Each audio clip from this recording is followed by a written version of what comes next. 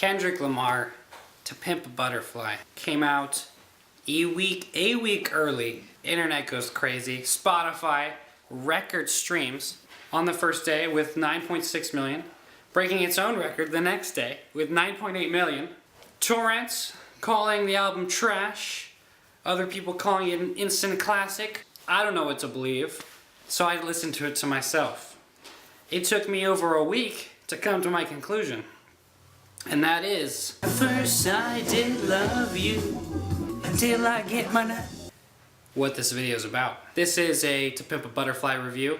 I have personally listened to the album 20 times, count it, at least. And I have to say, it is a dense, unapologetic mind fudge. I think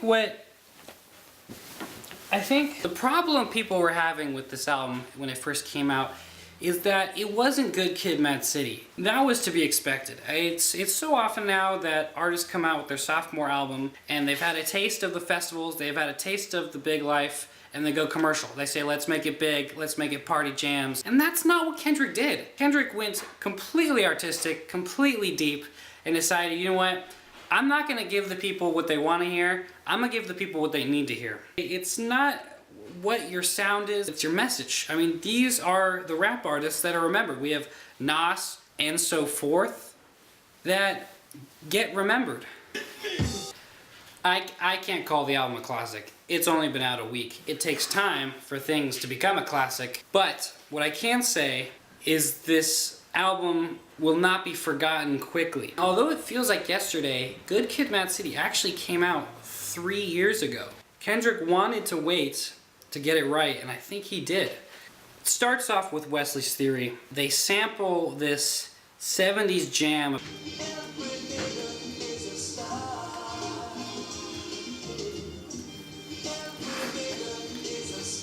I just want to be able to say it. All of the different genres that are incorporated, from the funk to the soul to the jazz, because that's really what Kendrick wanted to be. It wanted to be timeless. It wanted to touch upon the foundational genres that allowed this offspring that is now hip-hop / rap. And it just reminded me so much of Good Kid, because it just brings you into the song with that vibe, and you're like, alright.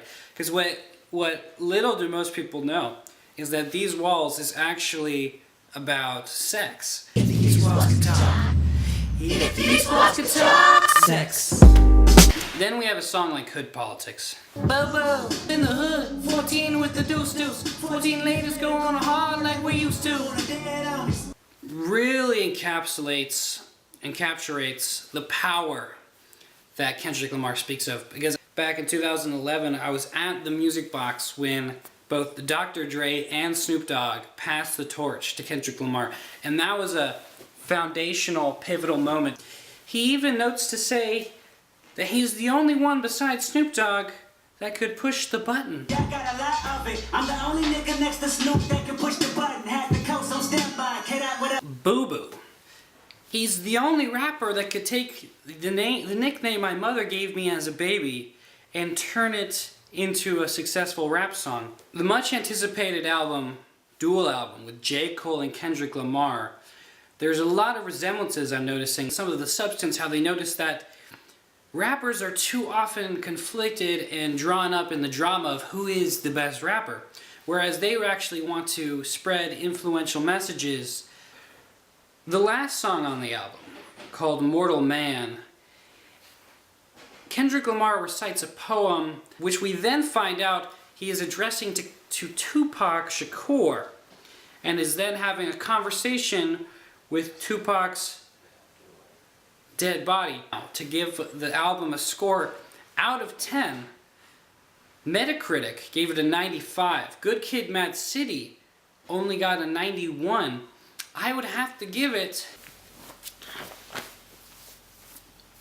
we gonna be alright, a 90.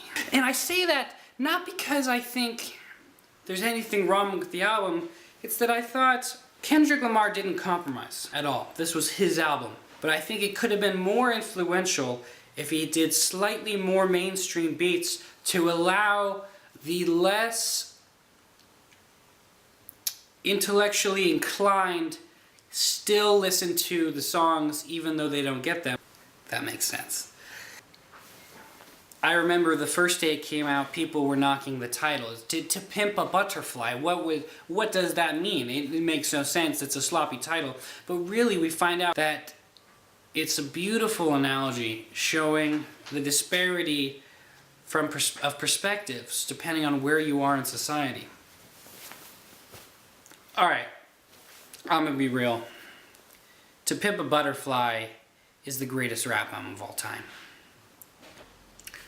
Now, I imagine there's a lot of holes in this review that you might be able to point out, and I agree, but it's just about the substance and the message and the sound.